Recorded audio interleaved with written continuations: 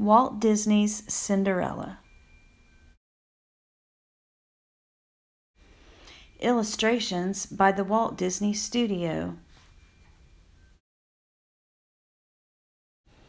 Once upon a time in a faraway land lived a sweet and pretty girl named Cinderella. She made her home with her mean old stepmother and her two stepsisters. They made her do all the work in the house. Cinderella cooked and baked. She cleaned and scrubbed. She had no time left for parties and fun.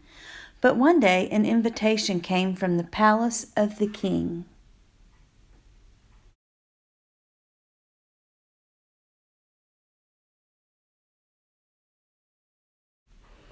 A great ball was to be given for the prince of the land, and every young girl in the kingdom was invited. How nice, thought Cinderella. I am invited too. But her mean stepsisters never thought of her. They thought only of themselves, of course. They had all sorts of jobs for Cinderella to do.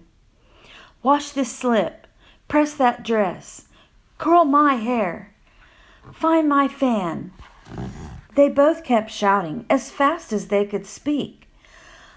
But I must get ready myself. I'm going to go, said Cinderella. You, they hooted. The prince's ball for you? And they kept her busy all day long. She worked in the morning while her stepsister slept. She worked all afternoon while they bathed and dressed. And in the evening, she had to help them put on the finishing touches for the ball.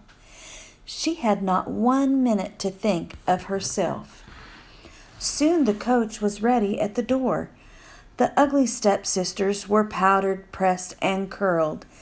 But there stood Cinderella in her workaday rags. Why, Cinderella, said the stepsisters, you're not dressed for the ball. No, said Cinderella, I guess I cannot go. Poor Cinderella sat weeping in the garden. Suddenly a little old woman with a sweet, kind face stood before her. It was her fairy godmother. Hurry, child, she said. You are going to the ball. Cinderella could hardly believe her eyes. The fairy godmother turned a fat pumpkin into a splendid coach.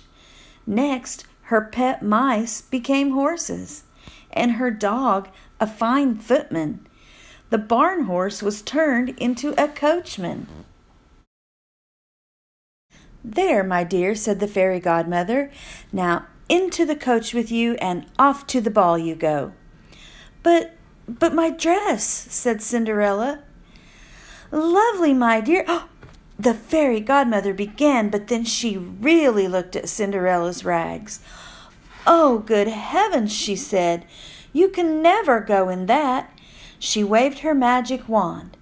Sally-kadoola, minchikaboola, bibbidi, bobbidi, boo, she said. There stood Cinderella in the loveliest ball dress that ever was, and on her feet were tiny glass slippers. Oh, cried Cinderella, how can I ever thank you? Just have a wonderful time at that ball, my dear, said her fairy godmother. But remember, this magic lasts only until midnight. At the stroke of midnight, the spell will be broken, and everything will be as it was before. I will remember, said Cinderella. It is more than I ever dreamed of. Then into the magic coach she stepped and was whirled away to the ball. And such a ball it was. The king's palace was ablaze with lights. There was music and laughter, and every lady in the land was dressed in her beautiful best. But Cinderella was the loveliest of them all. The prince never left her side all evening long. They danced every dance. They had supper side by side, and they happily smiled into each other's eyes. But all at once the clock began to strike midnight. Bong! Bong! Bong! "Oh," cried Cinderella, "I almost forgot." And without a word, away she ran out of the ballroom and down the palace stairs. She lost one glass slipper, but she could not stop. Into her magic coach she stepped, and away it rolled. But as the clock stopped striking, the coach disappeared, and no one knew where she had gone. Next morning, all the kingdom was filled with the news.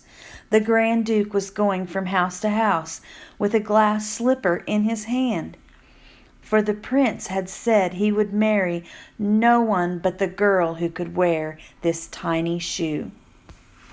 Every girl in the land tried hard to put it on. The ugly stepsisters tried hardest of all, but not a one could wear the glass shoe. And where was Cinderella? Locked in her room, for the mean old stepmother was taking no chances of letting her try on that slipper. Poor Cinderella!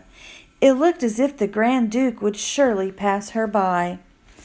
But her little friends, the mice, got the stepmother's key, and they pushed it under Cinderella's door. So down the long stairs she came, as the Duke was just about to leave. "Please," cried Cinderella, "please let me try." And of course the slipper fit, since it was her very own. That was all the Duke needed. Now his long search was done, and Cinderella became the prince's bride and lived happily ever after. And the little pet mice lived in the palace, and they lived happily ever after too.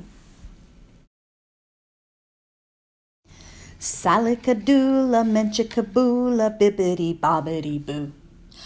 Put 'em together and what have you got? Bibbidi-bobbidi, bibbidi-bobbidi, bibbidi-bobbidi, boo! I think that the prince would have liked Cinderella even in her workaday rags. What about you? I hope you've enjoyed this version of Cinderella.